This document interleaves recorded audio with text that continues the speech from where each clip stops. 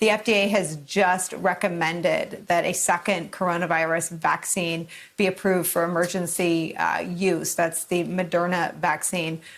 Your colleague Annie Carney tweeted earlier today, Peter Baker, that it's unclear if the White House has a message or a strategy on the vaccine. She pointed out that the vice president will be vaccinated on camera, and then that the first lady said that if she were vaccinated, she wouldn't tell anybody. Your sense, just from the White House beat of this news, is this still something that they're pushing on? A week ago, they were pushing on the FDA to approve the Pfizer vaccine. By this week, it's a muddied message on the vaccine front.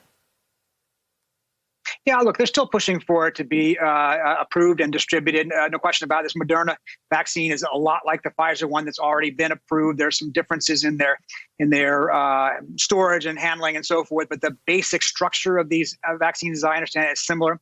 So if you get one or the other, you're going to be pretty equally covered.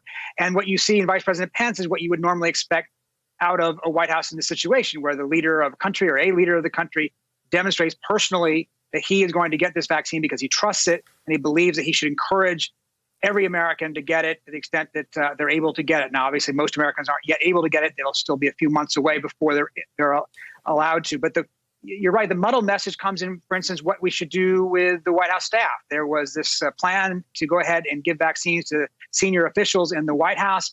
My colleagues reported on it, and then the president immediately reacted to that with a tweet saying, no, we're not going to do that. Because I think he looked at it as if we were saying that somehow the powerful people around him were jumping the line ahead of everyday Americans. But in fact, there's a longstanding continuity of government concern about making sure the people who are running the government, for the very reasons we've been talking about. We're in the middle of a Russia cyber attack. You don't want people to be worrying about getting sick. You want them to be focusing on the external threat.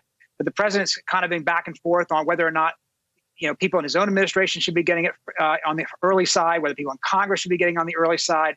I think this is kind of an unclear picture. Maybe the vice president will help illuminate that tomorrow morning when he does get it himself. Hey there, I'm Chris Hayes from MSNBC. Thanks for watching MSNBC on YouTube. If you want to keep up to date with the videos we're putting out, you can click subscribe just below me or click over on this list to see lots of other great videos.